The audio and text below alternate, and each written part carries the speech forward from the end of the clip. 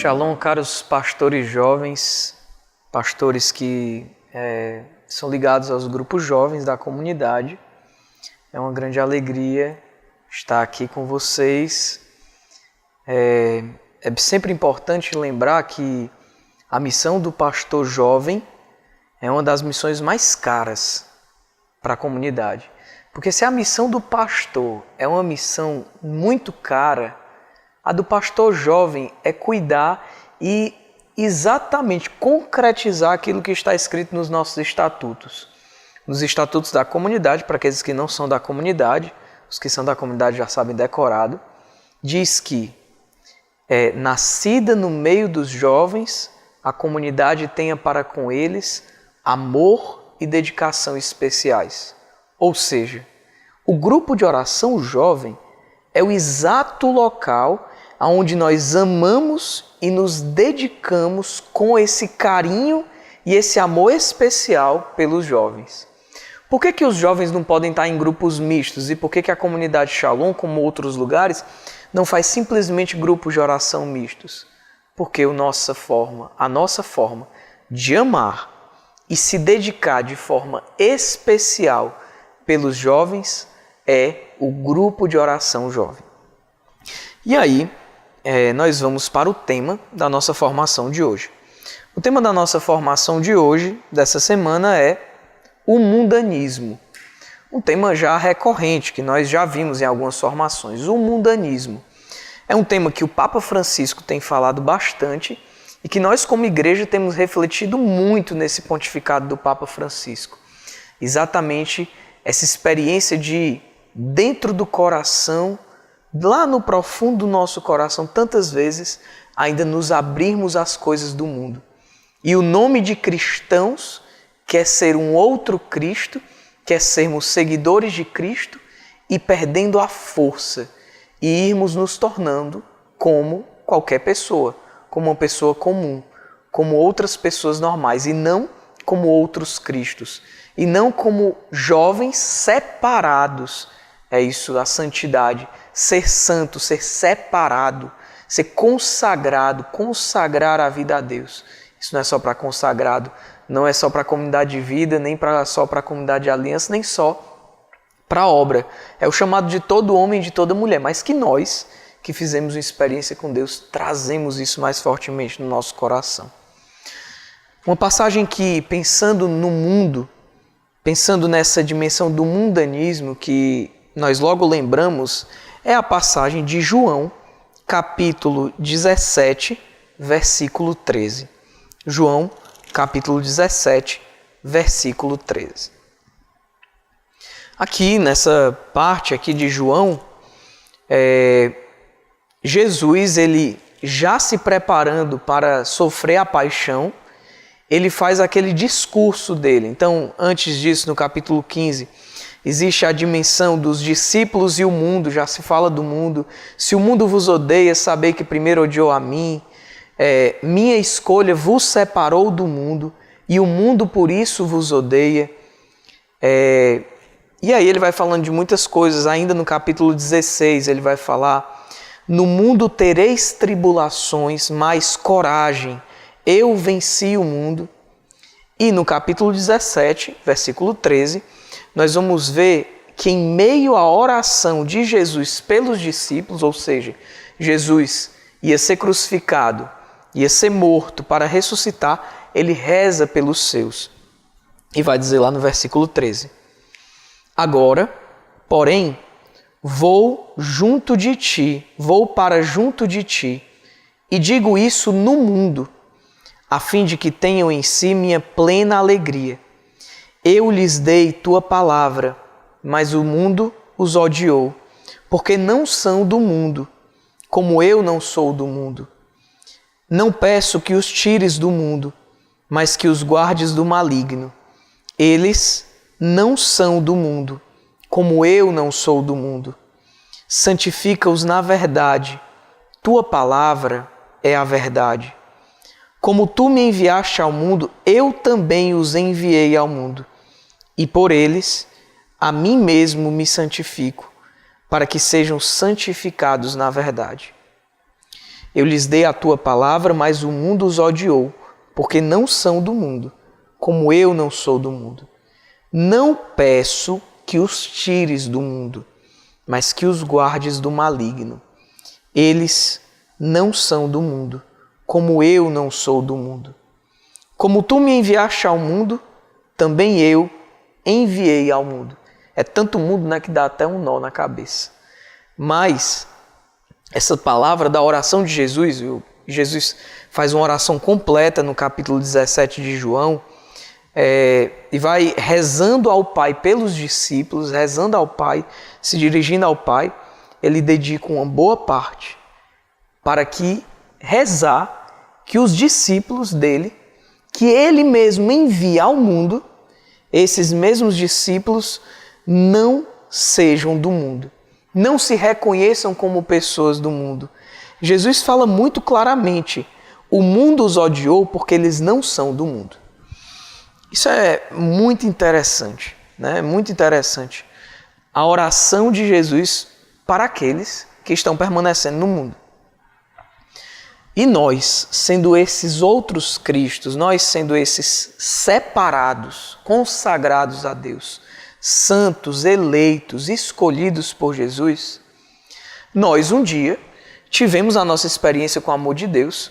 O amor de Deus nos separou de uma vida na terra e nós começamos a ansiar uma vida de santidade, uma vida plena, uma vida de eleitos de Deus, uma vida de rejeição às coisas deste mundo e abraçando aquilo que não passa, abraçando o céu, uma vida preenchida pelo céu.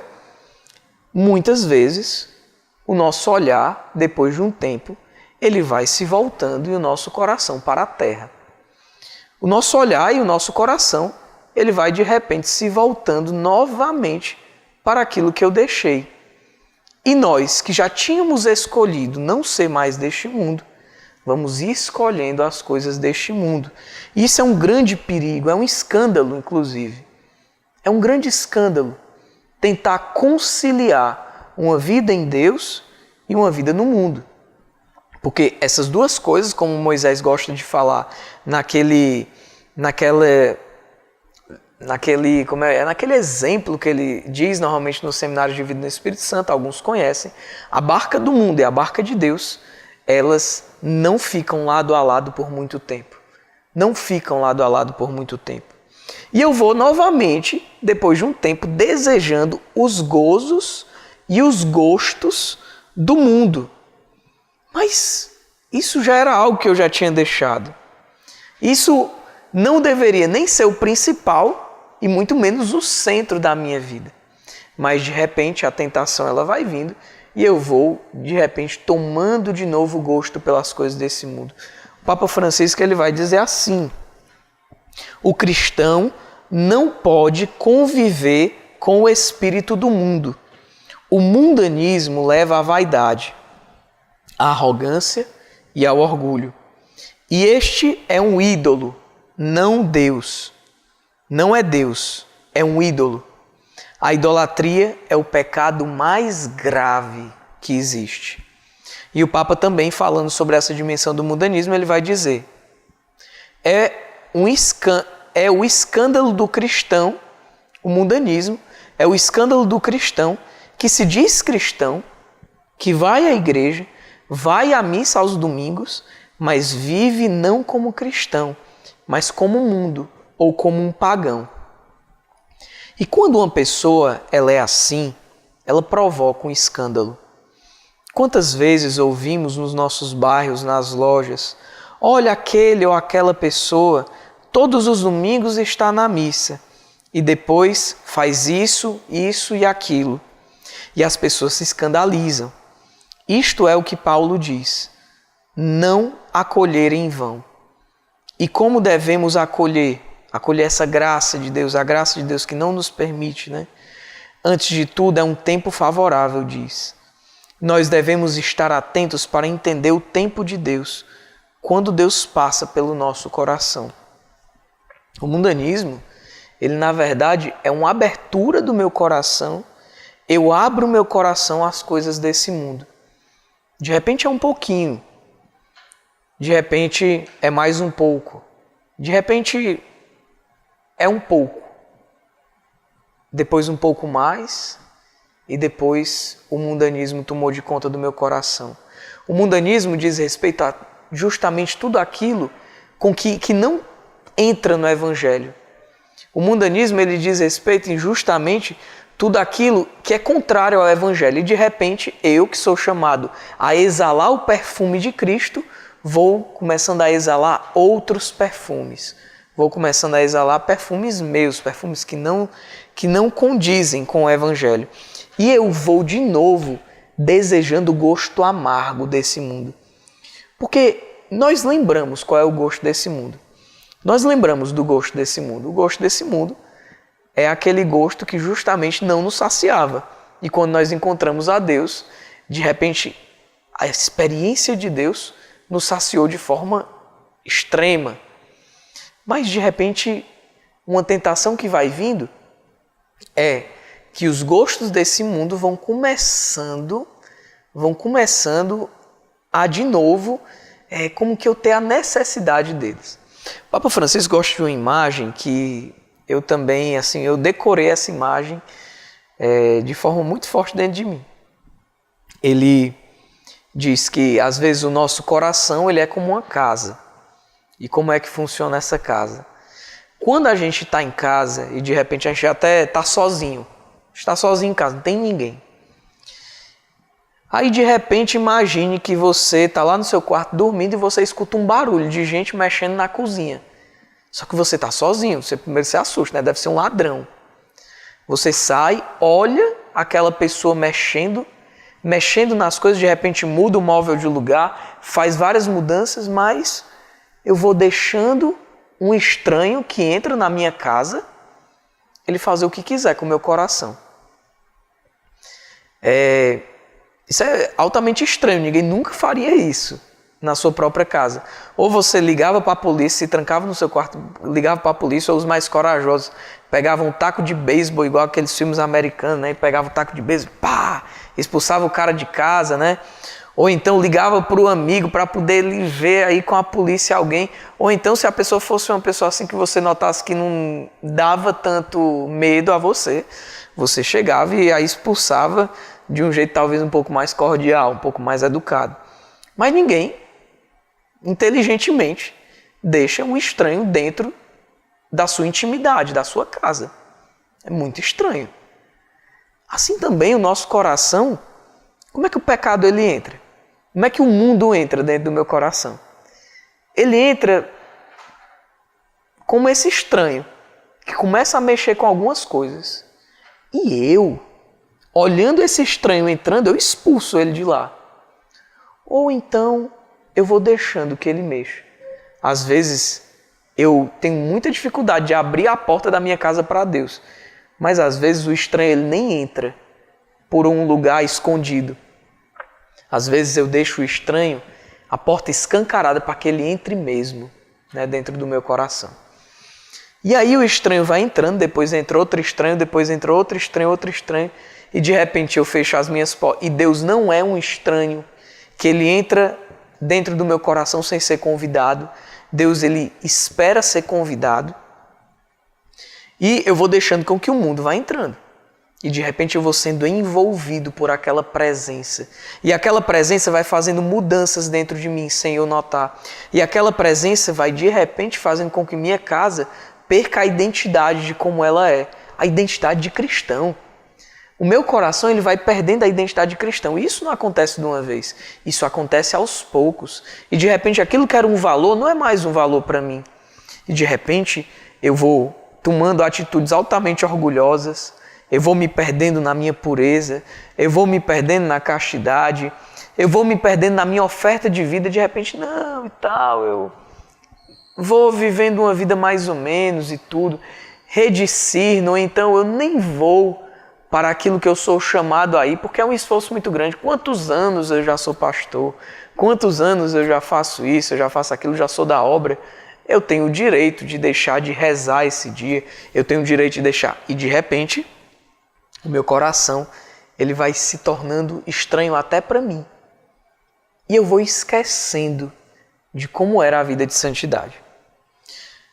O gosto amargo desse mundo, existe uma estratégia do demônio, existe uma estratégia do, como diria o Padre Antônio, né, do diabo.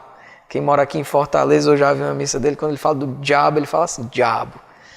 Existe uma estratégia do diabo para poder nos tornar mundanos, nos deixar cristãos mundanos, ou seja, mundanos.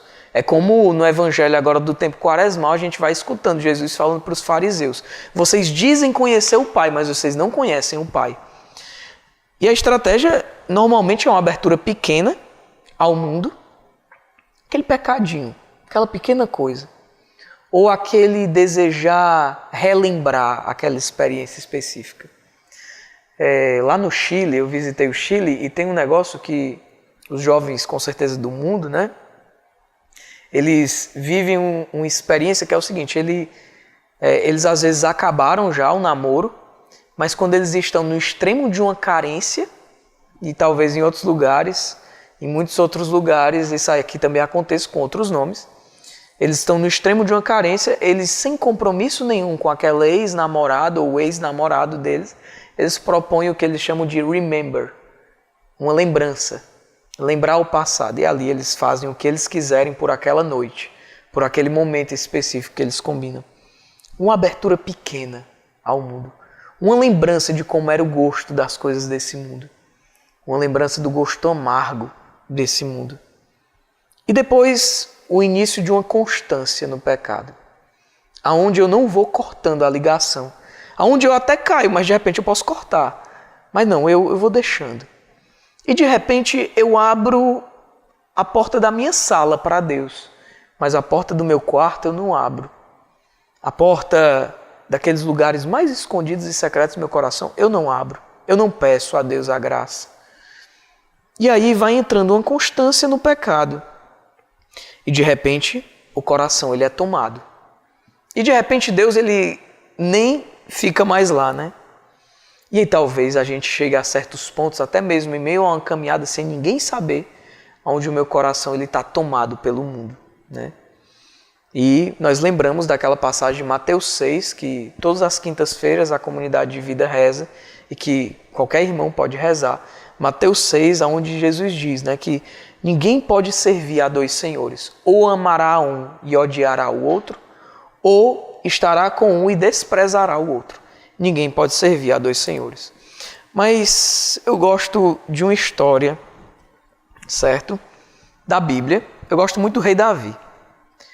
E se você abrir lá em 2º livro de Samuel, capítulo 11, 2º livro de Samuel, capítulo 11, você vai ver a história de Davi e Betsabeia. Comumente, o título que está lá na Bíblia é O Pecado de Davi. E aí eu vou ler do versículo 1 até o versículo 27 e vou passando assim o início. Você pode acompanhar, mas o restante eu vou dar umas puladas aqui porque é um pouco grande. Mas preste atenção, porque nós vamos ler um pouco isso aqui, e isso aqui é uma chave de leitura para a gente entender como o mundo entra em nós. Diz assim: Davi, já sagrado rei, Saul já tinha sido expulso do reinado, Davi já tinha sido sagrado rei, já tinha dado várias provas em guerras, etc.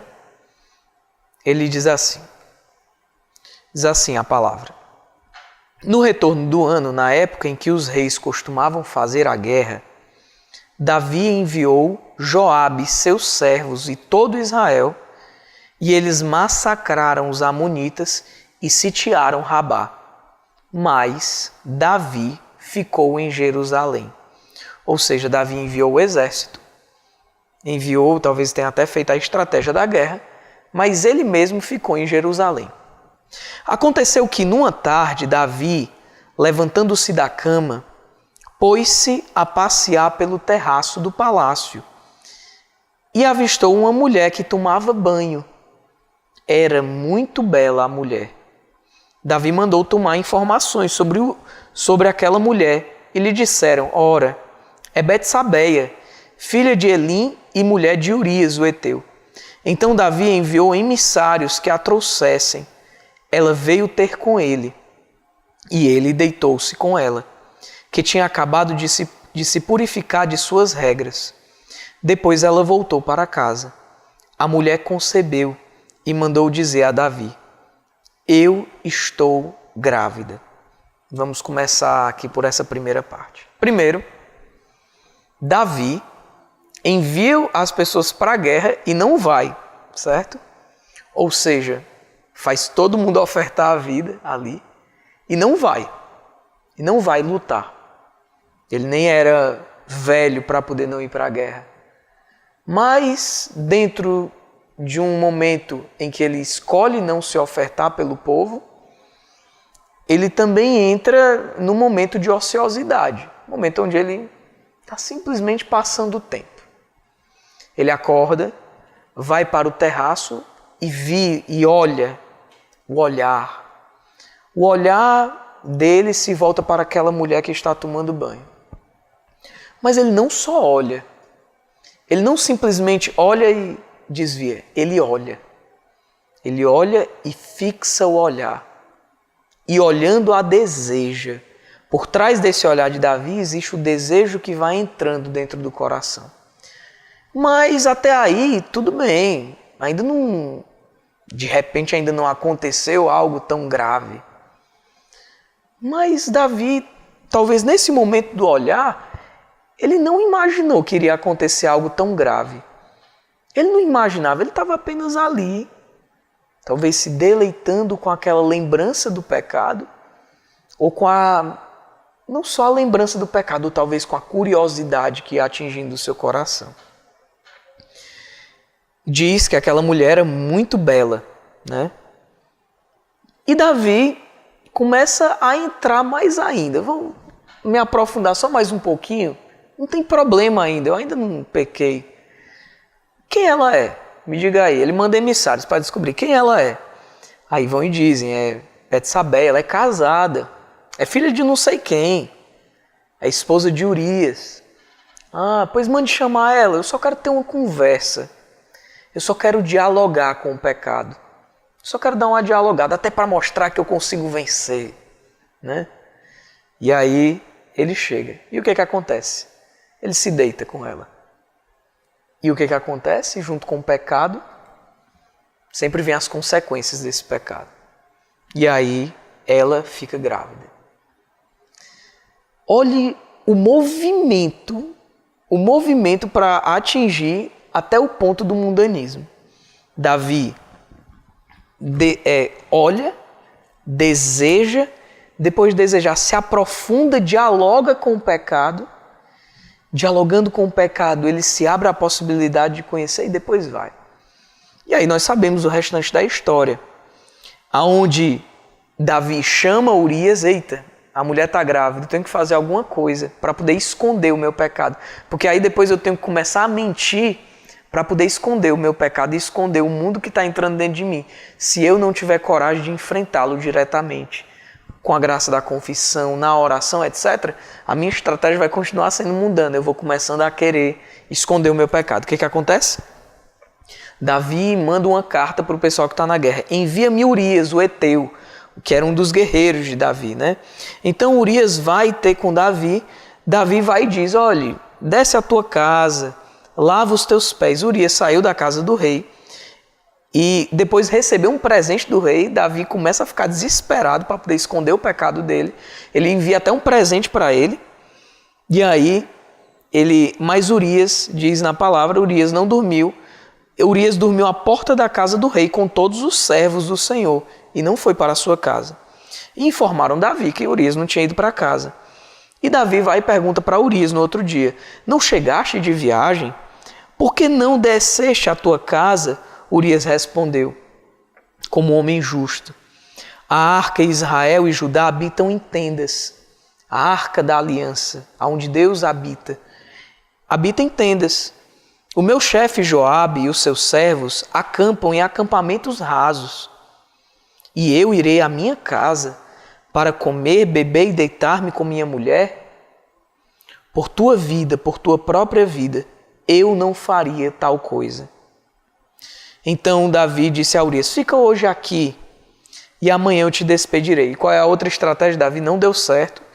Então Davi vai, come e bebe junto com Urias, faz com que Urias se embriague e à tarde manda Urias sair.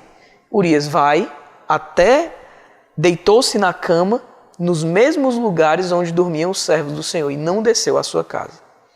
Davi, já não tendo mais o que fazer para esconder o seu pecado, e é interessante porque Davi pecou porque estava no lugar onde ele não deveria estar, em casa, enquanto o povo estava na guerra. Davi, ele vai e escreve uma carta a Joabe, o mesmo que chamou Urias. Coloca Urias no ponto mais perigoso da batalha e retirem-se, deixando-o só, para que seja ferido e venha a morrer. Davi mata Urias. Em meio ao seu pecado e ao desespero de querer esconder o seu pecado, porque havia uma imagem a zelar, ele simplesmente manda matar Urias. E é isso que acontece. E Israel perde a batalha ainda como consequência. E depois Joabe manda os emissários e diz: olha, nós perdemos a batalha, não sei o que, não sei o que, não sei o que.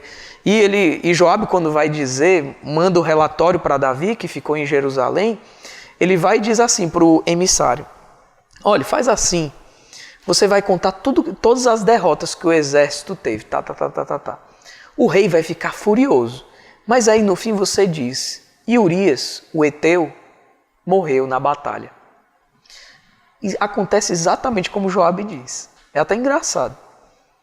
O emissário chega, fala que Israel perdeu, não sei o que, não sei o que, e aí Davi vai e diz: mas vocês não sabiam que se nós fizéssemos assim, assim, assado, a gente iria perder? Como vocês podem ter feito essa burrice e fazer o exército perder? Davi fica furioso. E aí o emissário vai e termina, né? Aconteceu que aqueles que atacaram de surpresa numa saída em campo aberto, nós os fizemos recuar até a entrada da porta, mas os arqueiros dispararam do alto a muralha sobre os servos, se explicando, né? E alguns servos do rei caíram mortos, e o teu servo Urias, o Eteu, morreu também. De repente Davi muda.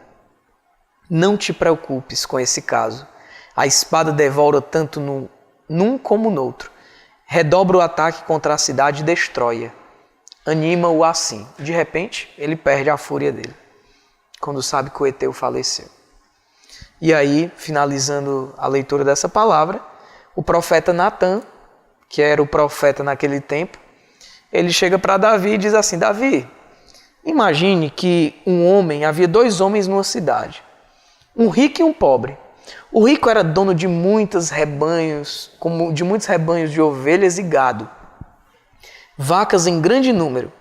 E o pobre tinha uma ovelha que ele comprou, uma pequena ovelha que havia comprado. Ele a criara, aquela ovelha, ela cresceu, ela cresceu comendo pão, bebendo na sua taça, dormindo no seu colo. Essa ovelha era como uma filha. De repente, um hóspede veio à casa do rico e o rico não quis tirar uma de suas ovelhas, mas mandou matar a ovelha do pobre. O que você faria? Aí Davi vai e diz, né? Fica com muita raiva e diz: pela vida do Senhor, quem fez isso é digno de morte. Como é que um rico, que tem tantas ovelhas e tudo, manda matar a única de um pobre para poder alimentar a visita? E aí Natan vai e diz: esse homem és tu. O rico que mandou matar a ovelha és tu. E aí nós entendemos bem a comparação com o caso de Betsabé. Então, o mundo, ele tem uma dimensão de um caminho que é feito. A abertura, a mentira que começa a existir. Eu preciso mentir para poder esconder o meu pecado. O pecado. E aí eu vou me abrindo e o mundo vai entrando dentro de mim. E de repente esse mundo vai tomando de conta de mim e eu já não sei. Eu viro um homicida até, né? E aí, gente, é interessante porque essa história aqui e essa pregação não é em vista de uma acusação. Mas se Davi, no primeiro momento do olhar, ele tivesse se arrependido, ele não teria matado Urias. Nem teria se deitado com Betsabeia. Mas se Davi tivesse se deitado com Betsabeia e de repente tivesse ali se arrependido, tivesse voltado atrás de tudo que ele tinha feito e tudo, ele não teria matado Urias, que é um pecado ainda mais grave. Mas Davi não voltou atrás. Mas se Davi, depois de ter matado Urias, tivesse se arrependido, pedido perdão a Deus, na época não tinha o sacramento da confissão, mas se ele tivesse voltado atrás ainda seria mais digno. Mas Davi não escolheu nem nesse momento, depois de ter matado Urias, porque o pecado ele é assim, ele nos cega. Ele nos cega de tal forma que a gente não consegue nem enxergar o pecado. E Deus, ele tem misericórdia o suficiente para em qualquer um desses estágios nos perdoar. Mas a Davi teve que chegar o profeta e abrir os seus olhos, né? Mas é interessante porque quando Davi acontece isso e o profeta diz, inclusive profetiza que o filho de Davi iria morrer, e o filho de Davi com Betsabeia realmente morre, Davi se veste de saco, ele faz o Salmo 50, aquele que nós cantamos todas as sextas-feiras nas laudes, Miserere, misericórdia porque pecamos, ó meu Senhor, misericórdia, tende piedade, ó meu Deus, misericórdia, na imensidão de vosso amor purificai-me, lavai-me todo inteiro do pecado e apagai completamente a minha culpa. E Davi reconhece o seu pecado e ele faz um dos salmos que até hoje, porque de todo mal Deus tira um bem. Até mesmo a arte de aproveitar as próprias faltas. E até mesmo de uma situação de pecado com arrependimento, e com arrependimento sincero do coração e o desejo novamente de ser santo, de voltar atrás naquilo que se viveu, Deus tira um grande bem. Mas o problema é quando nós não desejamos mais voltar atrás. Quando o nosso coração está tão cheio de um mundanismo que a corrupção já de repente não é mais pecado, mas é o pecado do corrupto, que já não consegue mais enxergar nem o seu pecado. Onde o autoconhecimento não funciona mais porque ele não... E gente, nós somos pastores jovens. Eu também o sou, de um certo modo. Sou um pastor jovem. E nós somos chamados a vencer os pecados do nosso tempo. Não se engane. Você virou pastor, de repente a tentação começou a aumentar. Os pecados que as suas ovelhas trazem para o acompanhamento começam a ser vistos no seu coração. Aquele pecado contra a castidade que você vai vendo ali naqueles que você acompanha, de repente você vê em você. Aquele pecado do orgulho, do não desejo do sacramento, do não desejo de estar na missa, aquela mentira escondida, aquela coisa, aquele ateísmo, de repente toma de conta do seu coração. E nós somos chamados a vencer os pecados do nosso tempo. Nos nossos estatutos também diz que Santa Teresinha do Menino Jesus, a qual nós temos a relíquia aqui, no momento dessa gravação, ela sentou à mesa dos pecadores. Santa Teresinha viveu a experiência, no tempo de Santa Teresinha era o tempo de Nietzsche, que decretou a morte de Deus, onde o ateísmo surgiu e surgiu de forma muito forte. E Santa Teresinha, que nunca tinha provado desde o seu nascimento de qualquer mínimo desejo ou dúvida de ateísmo, de repente começa a sentir no seu coração uma escuridão espiritual. Diz Santa Teresinha, olha só, parece-me que as trevas, servindo-se da voz dos pecadores, dizem zombando de mim. Olha o que as trevas diziam, o demônio dizia para Santa Teresinha nas tentações que ela sofria de ateísmo, que ela chama esse momento que ela sentou à mesa dos pecadores. Zombavam assim: sonhas com a luz, com uma pátria embalsamada dos mais suaves perfumes, ou seja, com o céu. Sonhas com a posse eterna do Criador. Com a posse eterna do Criador, de todas essas maravilhas. Pensa sair um dia dos nevoeiros que te cercavam neste mundo. Avante, avante, alegra-te com a morte que haverá de te dar, não o que esperas, mas uma noite mais profunda ainda, a noite do nada. Santa Teresinha, ela vive uma experiência de uma tentação de ateísmo fortíssima. Ela diz que senta à mesa dos pecadores. Mas ela diz também que não senta à mesa dos pecadores para se sujar com o pecado. Mas ela senta na mesa dos pecadores para purificar aquela mesa ali. E Santa Teresinha vive justamente isso no último tempo da sua vida. Ali, no último tempo da sua vida, é o tempo que Santa Teresinha começa a viver. E ela diz que esse tempo de um forte ateísmo dentro do coração dela, quando ela vai escrever isso, para quem quiser no manuscrito C, fala muito disso, da história de uma alma, ela diz que ela nunca deu tantas provas de amor a Deus e provas de fé a Deus como no tempo que ela sentiu essa tentação de ateísmo. E ela diz que essa tentação era tão forte que de repente ela não conseguia mais enxergar o céu. Ela não conseguia enxergar mais porque ela dava a vida. Mas ela não conseguia mais ter a fé tão forte. Mas ela dizia assim, mas eu tenho as obras. Eu tenho as obras. E ela começou a fazer obras. Ela escreveu no seu quarto, escreveu Jesus, meu amor, minha paixão, alguma coisa assim. Ela andava com um livretinho aqui do Evangelho e dentro desse livreto, a próprio punho, ela escreveu credo para poder ler todas as vezes que essa tentação viesse. E ela nunca deu tantas provas de amor a Deus como nesse tempo dessa forte tentação. Os santos também viveram tentações. Os santos também viveram essa experiência de um mundo tentando os invadir. Os santos não foram pessoas que não viveram esse tipo de tentação. E Santa Teresinha, ela diz algo muito interessante, que nos ensina como viver, como vencer o mundo. Diz assim: acho que fiz mais atos de fé de um ano para cá do que durante toda a minha vida, falando desse tempo.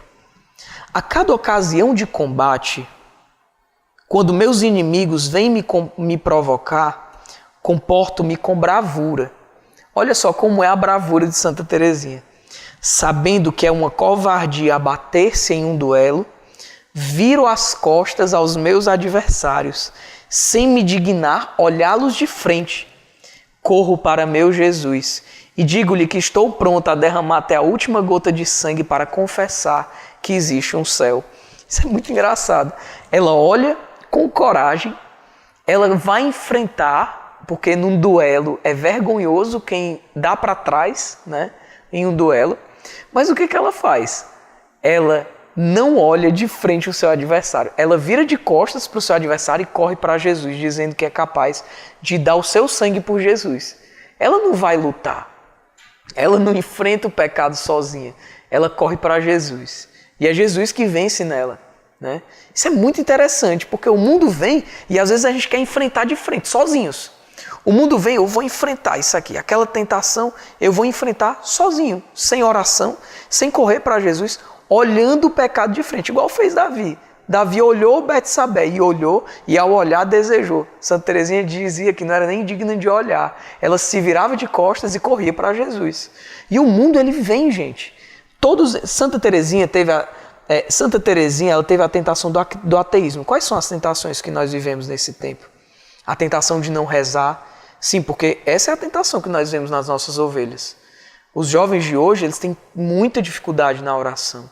Tem dificuldade de parar. Todo tempo aqui no celular, todo tempo eles não têm um momento do silêncio e a falta do momento do silêncio os faz não conseguir parar para rezar. A agonia do silêncio. Não conseguem parar e silenciar. Você também vai viver essa tentação de não conseguir rezar. A tentação das riquezas, do consumismo. A tentação da castidade, essa aqui, presente demais nos nossos tempos. A tentação de querer experimentar um pouquinho daquela impureza ali específica. E de repente, quando eu vejo, eu caio no vício. A tentação da indiferença. A indiferença aos outros e a indiferença a Deus. A indiferença a Deus, que é a oração. A indiferença aos outros, que é justamente a indiferença de não desejar ofertar a minha vida. Até mesmo aquela ovelha, a mais difícil, aquela que me dá mais trabalho, a indiferença. Porque nós vivemos em um mundo onde eu passo pelos outros, os outros estão ali sofrendo, tem outra pessoa que vai cuidar dele, não sou eu. A indiferença. A tentação do ateísmo também, assim como Santa Teresinha viveu. A tentação do ateísmo. E como é que você consegue vencer correndo para Jesus? E nós falamos para vocês, pastores, porque nós sabemos que tudo isso, a experiência pessoal de vocês é o que vocês vão ensinar para as ovelhas de vocês. Nós vencemos com a graça de Deus o mundo. O mundo é vencido com a graça de Deus. Nós não podemos servir a dois senhores. E se nós vamos tentando conciliar uma vida no mundo e uma vida em Deus, nós não pregamos mais sobre a radicalidade. Sabe por quê? Por que a gente não prega mais sobre a radicalidade? Porque não se prega sobre a radicalidade os perfeitos. Teve um dia que eu me lembro que eu fui conversar com Moisés, muito atribulado, porque eu via vários pecados dentro de mim e dizia, eu tenho que pregar sobre a radicalidade, mas eu não vejo a radicalidade em mim. Aí o Moisés ele vai e diz assim, ainda bem que você não vê, Vitor, em você essa perfeição, porque você está na luta para consegui-la, né? Mas saiba que você não prega sobre você mesmo, você prega sobre Deus. Você prega sobre Deus, você não prega sobre você mesmo. E essa falta, esse conciliar o mundo com Deus, vai fazendo com que até mesmo a cruz, eu vou tendo rejeição à cruz. Eu não apresento mais a cruz de Cristo aos meus jovens, porque a cruz ela se tornou tão pesada para mim mesmo, que eu não quero que ninguém experimente dessa cruz. E eu não vou vendo a cruz como minha salvação, como caminho de santidade, como um caminho para o céu e um caminho feliz. A cruz é um caminho feliz. Eu não vou tendo eu vou fazendo uma experiência forte dentro de mim de não querer mais as coisas de Deus e vou transferindo isso também para as minhas ovelhas. Não caiamos nessa tentação, é justamente isso que o inimigo de Deus quer fazer com a sua vida. Se hoje você vive, você vai ver essa pregação no tempo pascal, depois que Jesus ressuscita. Jesus ressuscitou há poucos dias atrás. Há pouco tempo atrás você está envolto em um momento de graças pascais. Peça a Jesus a graça de que a sua ressurreição te ressuscite também. Santa Teresinha também diz isso. Santa Teresinha diz assim, ó, o bom Deus não poderia inspirar desejos irrealizáveis. Posso então, apesar da minha pequenez, aspirar à santidade. Deus não inspira desejos irrealizáveis. Deus não te inspirou a santidade para te enganar. Deus não te inspirou o desejo de lutar contra esse pecado para que você lute eternamente sem vencer. Deus tem a vitória certa. Talvez o grande erro da gente são as nossas estratégias e o jeito com que nós enfrentamos o pecado e o mundo. Mas o mundanismo não é algo para nós. Não é algo para você, pastor. É algo para você vencer sentando à mesa dos pecadores como Santa Teresinha e vencer e purificar essa mesa. E quando a sua ovelha chegar para você partilhando da mesma fraqueza que um dia você enfrentou, você vai poder dizer como você venceu. Você vai poder testemunhar com a sua própria vida a vitória. Você vai poder testemunhar com a sua própria vida a queda também. Mas a queda com a vitória, ou a queda com o desejo da vitória. E nunca perder dentro de você a dor, pelo menos, porque o que faz o mundanismo? O mundanismo espiritual, que fala o Papa Francisco, essa corrupção do coração, ela faz com que eu nem me incomode mais com o pecado. Eu nem me incomodo mais, o pecado é algo normal dentro de mim. Eu faço, eu peco e vou para o Shalom no sábado. Eu faço, eu peco e eu nem sinto mais o arrependimento. O pecado ele vai fazendo isso, vai se tornando cada vez mais grave e se tornando cada dia mais normal. Não. Isso não é a sua vida. Sabe o que é um santo? Um santo é aquele que, sofrendo a tentação, às vezes caindo mesmo, e às vezes caindo, até às vezes de forma forte, mas caindo, aspira à santidade outra vez, reconhece o seu erro, partilha com as suas autoridades, aqueles que podem lhe ajudar, e vai para a confissão. E na confissão recebe a força necessária para vencer. E depois vai até a Eucaristia. E em Jesus Eucarístico recebe mais uma força. E corre para os braços de Jesus, dando as costas ao pecado. Não dialogando com o pecado, mas dando as costas ao pecado. E com isso, nunca perdendo a esperança da santidade. nunca perdendo a esperança da santidade. Deus te chama à santidade. E Deus não te chama a menos do que isso. Deus não me chama a menos do que isso. Eu sei, nós somos pecadores, eu e você somos. Mas o que faz um santo não é a quantidade de vitórias e assim, é claro que a gente tem que vencer, gente. É claro que a gente tem que ser constante nas vitórias. Isso é claro, vocês entendam. Mas não é só isso. Em especial, esse desejo mais profundo do coração de desejar amar a Deus com todas as suas forças e o desejo que o mundo nunca entre no seu coração. Não importa se todos os dias entra um estranho no seu coração. Se todos os dias você expulsar esse estranho, você está sendo santo. E você vai conseguir vencer. Você vai conseguir vencer. Deus não inspira, o bom Deus não inspira desejos irrealizáveis a nós. Não tenhamos medo. E, finalizando, nós não podemos nos esconder da cruz. E não podemos esconder a cruz e a radicalidade das nossas ovelhas. Nós não podemos propor menos do que a santidade para as nossas ovelhas. Não somos chamados. Nós não somos chamados a propor o mundo, a propor uma vida santa e um gostinho do mundo para as nossas ovelhas. Não somos. Não somos. Nós não somos chamados a deixar a ovelha, ei, vive um pouquinho isso aqui, que é até importante cair um pouquinho. Não. Nós não somos chamados a olhar para as nossas ovelhas no mundo e achar isso normal. E não rezar muito para entender o que pode fazer. Nós somos chamados a propor a santidade para as nossas ovelhas. A santidade, a radicalidade evangélica. E assim, o odor da santidade, ele vai se exalar pelo mundo e muitos serão conquistados por você e pelas ovelhas por quem você dá a vida. E o mundanismo, esse bicho-papão, que às vezes a gente vive e vai vendo dentro do nosso coração, ele não vai se tornando mais algo grande, mas ele vai se tornando algo, inclusive, detestável por nós. Existe uma grande alegria, gente, na vitória em Deus. Existe uma grande alegria na santidade. Uma grande alegria. Nós sabemos. Quando nós vamos sendo santos, parece que a gente vai se tornando cada dia mais alegre. Por que isso? Porque existe uma dimensão de uma promessa. Quando nós prometemos algo a alguém, como nós prometemos a Deus, lá na nossa experiência, lá na nossa crisma, quando nós começamos a cumprir isso nos realiza profundamente. Porque a minha promessa vai se cumprindo. E quais promessas você já fez a Deus de santidade? Eu não sei quais foram, eu sei das minhas. Mas eu sei de uma coisa, todas elas não são impossíveis. Nenhuma delas é impossível. Deus nos criou para sermos santos. Deus não nos criou para o mundo e Deus não nos criou para o pecado. E assim como diz Jesus, como nós falamos no início, lá em João, eu lhes dei a tua palavra, mas o mundo os odiou, porque não são do mundo, como eu não sou do mundo.